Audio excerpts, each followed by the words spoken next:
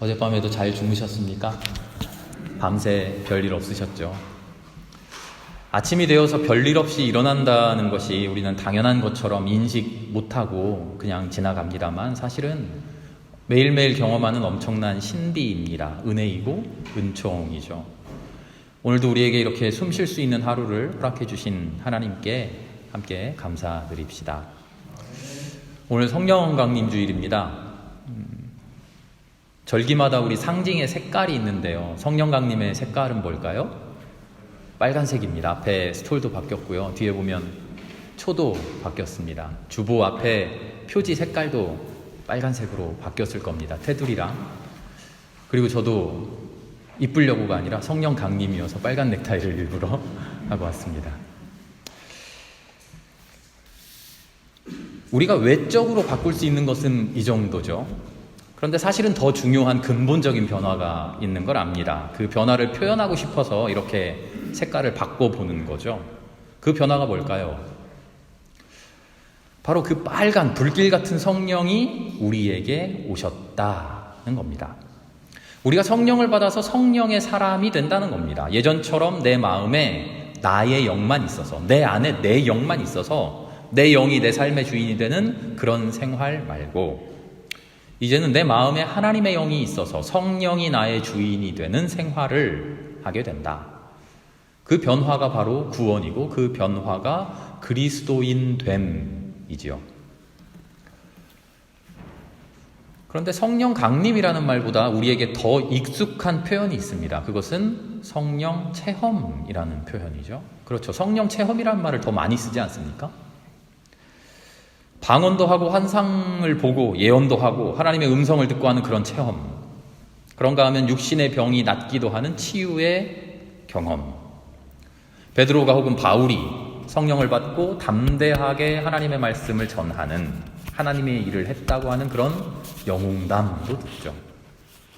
내 삶 속에도 그런 극적인 그런 체험 아니더라도 기도 중에 찬양 중에 말씀 중에 갑자기 뜨거운 눈물이 북받쳐 오르는 그런 체험들 우리에게 있지 않습니까? 그래서 우리는 성령 강림보다는 성령 체험이 더 익숙합니다. 그런데 성경을 읽어보면요, 어디에도 성령 체험해라 이런 말 나오지 않습니다. 성경 찬찬히 읽어보세요. 주의 깊게 한번 보세요. 너희 성령 체험해라 이런 말 없어요. 어떤 말이 나오냐면 성령을 받아라. 성령이 너희에게 오신다. 그 말을 하셔요. 성령 체험이 아니라 성령 강림. 내려오신다는 말이죠. 강림. 성령 체험해라 하는 게 아니라 성령 강림을 받아라. 이렇게 말씀하십니다. 그게 그거 아닙니까? 성령이 오시니까 성령 체험하는 거 아닙니까? 뭘 그렇게 따지시나요? 이렇게 질문할 수도 있겠습니다만 아닙니다. 전혀 다릅니다. 예수님 십자가 사건 부활하신 이후에 승천하시고 초대 교회가 세워지죠. 교회가 세워지는데 그 교회가 핍박을 받아요. 근 300여 년 동안을 지하 카타콤으로 들어가 생활을 하죠. 그러다가 313년에 로마의 황제 콘스탄티누스라고 하는 황제가 밀라노 칙령을 반포를 합니다. 이제부터는 그리스도교 마음대로 믿어도 된다. 자유롭게 신앙생활 해도 된다. 그래서 교회의 신앙의 자유가 옵니다. 신앙의 자유를 찾은 교회가 제일 먼저 한 일이 뭔지 압니까? 공식적으로. 그것은 전 세계 교회의 지도자들을 한자리에 모아서요, 공의회라고 하는 회의를 열고 그 회의에서 신앙의 내용, 우리가 믿는 신앙이 무엇입니까? 하는 그 내용을 공식화한 겁니다. 쉬운 말로 하면 우리가 믿는 신앙의 내용을 표현하는데 그 표현하는 표현 방법을 똑같이 일치시키는 그 표준을 만든 겁니다. 나도 하나님 믿고 당신도 하나님 믿고 우리가 믿는 하나님 다 똑같은데 뭐 다 똑같이 그걸 따져. 그런 게 아니라 내가 믿는 하나님, 당신이 믿는 하나님, 우리가 믿는 하나님 이런 분이다. 하나님은 이렇다. 예수님은 이렇다. 성령은 이렇다. 하나님에서부터 성경 말씀에 이르기까지 교회에 이르기까지 인간이 누구냐, 교회가 누구냐, 종말은 무엇냐 하는 시시콜콜한 것까지 신앙의 표현의 표준을 만든 겁니다. 공적인 합의를 하는 거죠. 이 일을 하는데요, 몇백 년이 또 걸립니다. 그게 뭐라고 그렇게 힘들게 그 일에 힘썼을까? 이 일을 하다가요, 교회가 분열되기도 하고요. 어떤 사람들은 자기 표현을 끝까지 주장하다가 이단으로 정죄되고 교회에서 파문되기도 합니다. 쫓겨나기도 합니다. 이 일을 근데 굳이 왜 할까요? 성령 강림이나 성령 체험이나 그게 그거 아닙니까? 그렇게 신앙생활을 하면 큰일 납니다. 나 하나님 믿어 이렇게 말하는 거랑 나 교회 믿어 말하는 거랑 똑같습니까? 여러분은 하나님 믿으십니까? 교회 믿으십니까? 하나님 믿죠. 물론 일상생활에서는요, 잘 모르는 사람끼리 그냥 대충대충 말할 수도 있어요. 우리는 개떡같이 말해도 찰떡같이 알아듣는 능력이 있잖아요. 그런데 그거는 뭘 모르는 사람들끼리 그냥 할 때 이야기고요. 제대로 알고서 상황상 어쩔 수 없이 그냥 말하는 것하고 제대로 알지 못하고서 어설프게 말하는 것은 큰 차이가 있습니다. 하늘과 땅 차이입니다. 어떻게 표현하느냐에 따라서 우리의 신앙 자체가 그 방향이, 그 향방이 180도 달라질 수 있다는 겁니다. 그래서 신앙생활을 할 때 우리는 그 용어를 조심스럽게 사용해야 합니다. 그 조심스러운 용어의 기준을 마련해 놓느라고 그렇게 교회들이 힘썼던 것이죠. 그 고민의 결과를 신학자들이 논증하고 설명하고 목회자들이 치열하게 공부해서 교우들과 공유합니다. 그래서 목사는 공부해야 됩니다. 대충 좋은 게 좋은 거지 하고는 그냥 복 받으십시오 하는 그런 이야기만 주구장창 늘어놓는다고 목회자가 되는 것 아닙니다. 성도들이 이해 못할 텐데 하면서 어려운 이야기 싹 뒤로 빼놓고 쉬운 이야기만 늘어놓아서도 안 됩니다. 어떻게 하면 쉽게 이해할 수 있도록 전달할까 고민해야 됩니다. 저도 더 열심히 공부하겠습니다. 성령 강림과 성령 체험, 결정적인 차이가 어디에 있을까요? 이 사건의 주체가 누구냐 하는 겁니다. 주인공이 누구냐? 성령 체험하셨습니까? 누가 우리에게 이렇게 묻는다고 생각해 봅시다. 그러면 우리는 어떻게 생각합니까? 나에게서 일어났던 영적인 사건, 내가 경험한 체험, 그것을 머릿속으로 떠올리려고 하죠. 어디까지나 주인공은 나입니다. 물론 그 은혜를 하나님께 돌리겠습니다만 어디까지나 나의 경험이죠. 질문을 살짝 바꿔볼까요? 여러분 제주도 가보셨습니까? 라고 물어보면 가봤죠. 한라산도 가봤고요. 뭐 좋다는 오름 올라도 가봤고요. 오일장도 가봤습니다. 마라도도 가봤고 짜장면도 먹었습니다. 성령 강림은 그렇지 않습니다. 하나님께서 나에게 오신 사건입니다. 하나님이 나한테 오셨나? 그것을 대답하려면, 내가 대답하려면, 하나님의 행동을 내가 대답하려면 어떻게 해야 됩니까? 하나님께 물어봐야죠. 내 삶을 돌아보면서 내 경험을 떠올리고 내 추억을 회상하는 것이 아니라 전적으로 하나님께 물어봐야 됩니다. 하나님, 나에게 오셨습니까? 나는 하나님 만난 건 맞는데 내가 만난 그분이 하나님 맞습니까? 하나님 지금 내 곁에 계십니까? 이렇게 생각하면 그 질문이 전적으로 달라집니다. 아까 제주도 얘기했으니까요. 제주도 이야기를 더 발전시켜 볼게요. 제주도 가보셨습니까? 라는 질문을 제주도가 당신에게 왔습니까? 이렇게 바꿔봅니다. 그럼 당황스럽죠. 뭐 시적인 표현인가? 제주도 나 가봤지. 그런데 내가 가는 게 아니라 제주도가 나에게 왔냐고? 그게 무슨 말이야? 비행기 타고 기분 좋게 가서 2박 3일 놀고 후를 털고 야 기분 전환하고 그렇게 온 건데 내가 갔다 왔는데 거꾸로 제주도가 당신에게 왔습니까? 이렇게 물어보니까 생각이 복잡해집니다. 단순한 여행지로서가 아니라 나에게 큰 의미 있는 장소로 내가 마음 정화하고 힐링하고 무언가 새로운 결심도 하고 맺혔던 거 풀어도내고 그런 의미 있는 장소가 됐지 하고 의미를 생각하기 시작하죠. 내 삶을 완전히 바꿔놓는 그런 큰 전환점으로 나에게 다가왔나 그렇게 생각도 합니다. 나는 제주도를 통해 그 여행을 통해 어떤 경험을 했고 어떻게 변화되었고 어떤 인생을 살게 되었는가 깊이 있는 생각을 하게 되죠. 고작 여행지도 그 질문을 바꾸면 그 고민의 내용이 근본적으로 바뀝니다. 그래서 우리는 하나님, 성령을 두고 제대로 된 질문을 해야 됩니다. 성령 체험하셨습니까? 놀이공원 가보셨습니까? 제주도 가보셨습니까? 하는 그런 수준의 질문이 아니라 내 경험에 사로잡혀 있는 내가 주인공이 되는 그런 질문이 아니라 당신의 삶에 성령이 오셨습니까? 이런 질문. 하나님이 주인공 되는 질문. 하나님의 마음과 하나님의 결단을 헤아려 보는 질문. 그래서 쉽사리 대답할 수 없는 질문. 그 대답을 내놓기 전에 한없이 머뭇거려야만 하는 질문. 그 머뭇거림 속에서 하나님과 나와의 관계를 깊이 고민하게 되는 질문. 우리는 그런 질문을 해야 된다는 것이죠. 성령 강림이 바로 그런 겁니다. 사도행전 2장에 성령 체험 이야기가 나오잖아요. 그런 사건으로서의 성령 강림만 생각하면서 나도 성령 체험 해봐야지, 나도 이런 방언 해보고 싶다, 나도 예언해보고 싶고, 나도 환상 보고 싶다, 내가 중심이 되어 있으면 어디까지나 그런 성령 체험 생각하면 하나님의 관심, 하나님의 목적, 하나님과 나와 하나 되는 삶 깊이 고민하지 못합니다.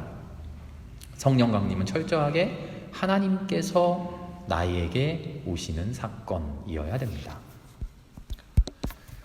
오늘 창세기와 요한복음의 말씀 두 구절의 말씀을 읽었는데요. 두 본문 모두 하나님께서 혹은 예수님께서 우리에게 숨을 불어넣어 주셨다 하는 그런 말씀입니다. 창세기 말씀은 이렇게 되어 있습니다. 땅의 흙으로 사람을 지으시고 그의 코에 생명의 기운을 불어넣으셨다. 그랬더니 사람이 생명체가 되었다. 생명의 기운을 불어넣으셨다. 무슨 로봇 인조인간 만들듯이 마지막에 연료 딱 집어넣고 시동 켜듯이 그렇게 인간을 움직이는 연료처럼 하나님이 숨을 불어넣으셨다, 그런 이야기일까요? 그런 말이 아닌 것 같죠? 하나님이 불어넣어준, 하나님이 우리에게 주신 생명의 기운, 하나님의 영, 그게 있어야 우리는 비로소 살아있는 존재가 된다는 겁니다.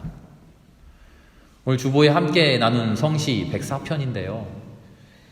시편 104편 29절 이렇게 말합니다. 하나님께서 호흡을 거두어들이면 사람은 죽어 본래의 흙으로 돌아갑니다.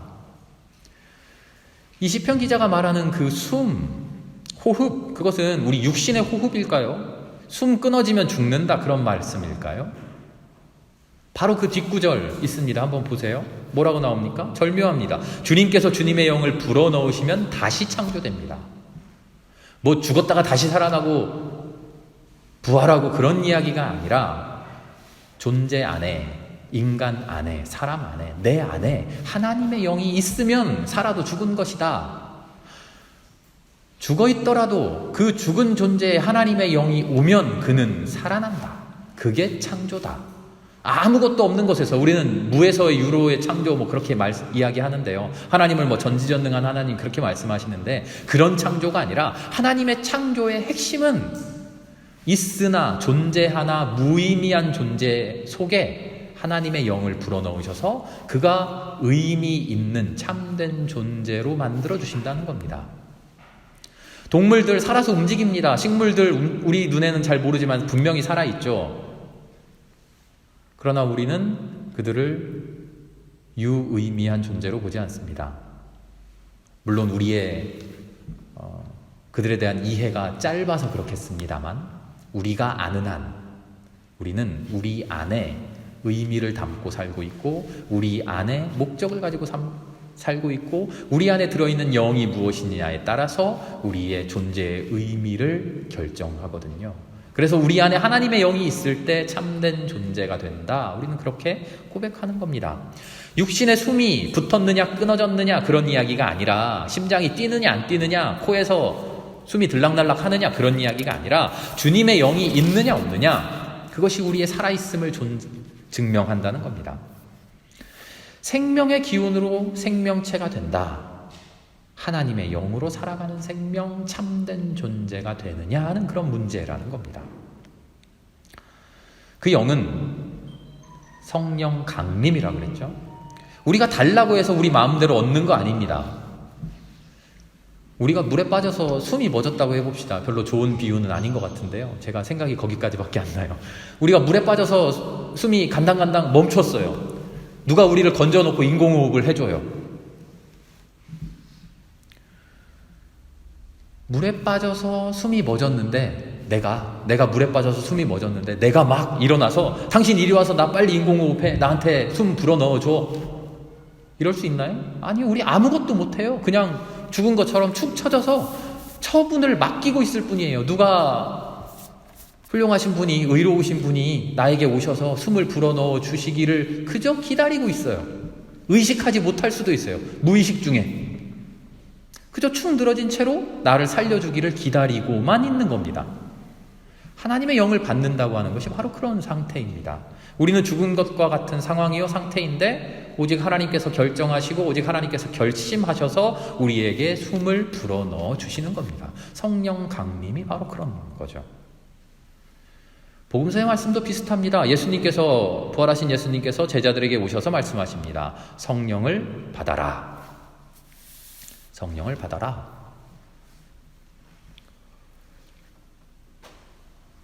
평생을 긴 기간은 아니었겠습니다만 1년 혹은 3년이라고 성경은 증언합니다만 예수님을 따라다니면서 예수님의 제자가 되고 하나님의 말씀대로 살았던 그 사람들, 그 제자들, 예수님 돌아가신 이후에도 복음 붙들고 살아가겠다 했던 사람들, 그들에게 예수님이 숨을 불어넣어 주시면서 성령을 받아라 하신다는 겁니다. 나의 결심으로, 나의 생각으로 나 이렇게 살아야지 하는 나의 결단 가지고 나는 새로운 사람 될 수 없습니다. 새로운 존재 될 수 없어요. 참 생명 살아갈 수 없어요. 방법은 오직 하나입니다. 그것은 뭐죠? 하나님이 주시는 숨. 그 숨이 내 안에 들어와야 됩니다. 그렇지 않고서는 우리는 올바르게, 의미 있게 혹은 참되게 살아갈 수 없는 거죠. 성령 이야기와 함께 예수님께서 하시는 말씀 두 가지가 있는데요. 그것은 평화 이야기와 용서 이야기입니다. 평화가 너희들에게 있을지어다. 물론 그냥 흔한 인사말일 수도 있겠습니다만 평화가 너희들에게 있을지어다. 성령을 받아라. 그리고 용서해라. 하나님이 불어넣어 주시는 생명의 기운, 예수가 불어넣어 주는 숨, 그 성령의 구체적인 역사가 그 숨이 나에게 들어오면 평화로 용서로 나타난다는 겁니다. 참 생명을 살아가는 사람이 그렇게 살아간다는 거죠.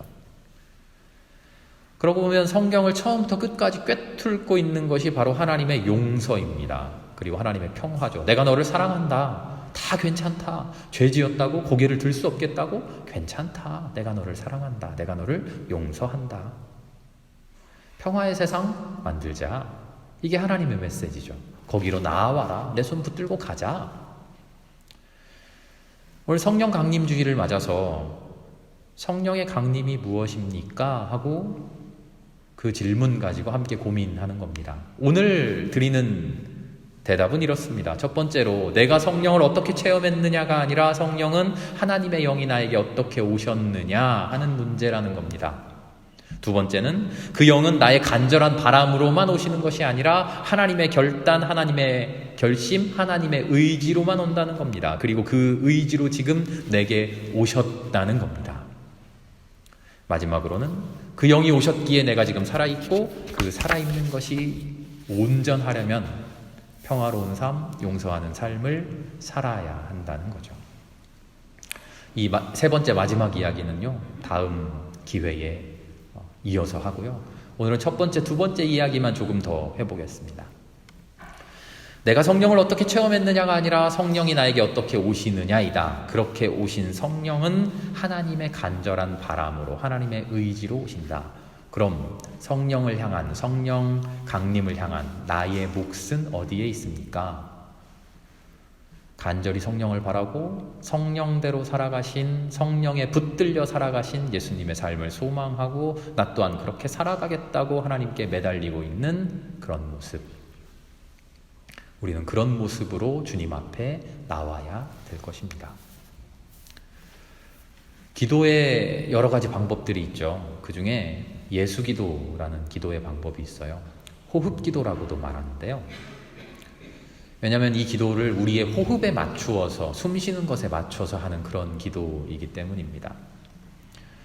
길고 복잡한 내용을 주님 앞에 토로하는 그런 기도도 있습니다만 이 예수 기도는 일상을 살아가는 중에 나도 모르게 반복되는 호흡 그 위에 짧지만 매우 강력한 기도를 담아서 숨 쉬는 모든 순간마다 기도하는 겁니다. 우리 숨을 쉬고 있잖아요. 숨을 멈추는 때가 없잖아요. 그 숨 쉬고 있다는 것을 의식하지 못할 때가 너무나 많죠. 그런데 그 숨을 의식적으로 느끼면서 그 숨 위에 기도를 담아내는 겁니다. 훈련이 되어서 일상이 되면 내가 나의 숨을 인식하지도 못하면서 숨 쉬는 동안에도 나도 모르게 그 숨과 함께 계속 기도를 하는 겁니다. 그런 기도의 훈련입니다. 여러 가지 기도문이 있겠습니다만 대표적인 기도문은 이겁니다. 주 예수 그리스도여 내게 자비 베푸소서. 숨 쉬는 모든 순간을 이렇게 기도하는 겁니다. 숨을 들이마시면서 주 예수 그리스도여, 숨을 내쉬면서 내게 자비 베푸소서. 처음엔 의식적으로 좀 연습을 해야겠죠. 하지만 익숙해지고 습관이 되면 숨 쉬는 동안 나도 모르게 계속 기도하고 있게 됩니다. 주 예수 그리스도여 내게 자비 베푸소서. 일을 하면서도, 노래를 하면서도, 누군가와 이야기를 나누면서도, TV를 보면서도, 책을 보면서도, 내 일에 열심히, 내 일에 집중하면서도 숨 쉬고 있는 모든 순간 나는 기도를 계속하는 겁니다. 주 예수 그리스도여 내게 자비 베푸소서. 숨을 들이마시면서 주 예수 그리스도여 하고 간절한 마음을 담습니다. 그리스도의 영이, 하나님의 영이 내 안에 오시기를 간절한 마음으로 소망하는 겁니다. 그리고 그 소망대로 내 안에 하나님의 영이 임했음을 확신하는 거죠. 그리고 감사하는 겁니다. 그리고 뱉어내는 숨에 내게 자비 베풀어 주옵소서. 주님의 영이 나에게 왔으니 자비로 나를 구원해 주시기를 소망하는 겁니다. 그런데 그 자비가 나에게만 미치는 게 아니라 내 숨결을 따라 온 세상으로 퍼져나가기를 소망하는 겁니다. 그 소망을 담아 숨을 내뿜는 겁니다. 그리스도의 자비가, 그리스도의 영이, 나를 꽉 채운 그리스도의 영이 나의 숨결과 함께 세상으로 뻗어나간다. 숨결만 뻗어나가겠습니까? 나의 말이, 나의 행동이, 내 모든 삶이 하나님의 모습으로, 그리스도의 자비의 모습으로 세상으로 뻗어나가기를 간절히 기도하는 거죠. 숨쉬며 모든 호흡 위에 기도를 담아내는 겁니다. 주 예수 그리스도여 내게 자비 베푸소서. 성령 강림주의를 맞는 오늘에 우리 모두에게 주님께서 말씀하십니다. 물어보십니다. 너희는 다른 것 기도하지 말아라. 성령을 구해라.